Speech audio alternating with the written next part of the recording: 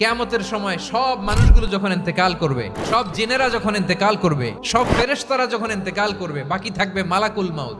মালাকুল মাউত এসে বলবে, আল্লাহ আপনার কথা মতো সবাই শেষ, মানুষগুলো নাই, জিনগুলো নাই, আমার সতীর্থ ফেরেশতাগুলো নাই, মহাবিশ্বে আর কেউ নাই। আল্লাহ বলে, এখন কে আছে? মালাকুল মাউত বলবে, আল্লাহ তুমি আছো আর আমি। তুমি তো আল হাইয়্যু আল কাইয়্যুম, অবিনশ্বর, শাশ্বত, চিরঞ্জীব, কোনোদিন মরবা না, তুমি আছো আর তোমার গোলাম আমি আছি আজরাইল। আল্লাহ বলবে, ঠিক আছে, এবার তোমার মরণের পালা, মুত ইয়া মালাকাল মউত, হে মৃত্যুর ফেরেশতা তুমি মরো। মালাকুল মাউত আল্লাহর আদেশ বাস্তবায়ন করতে যে বিকট একটা চিৎকার দিয়ে মৃত্যুবরণ করবে।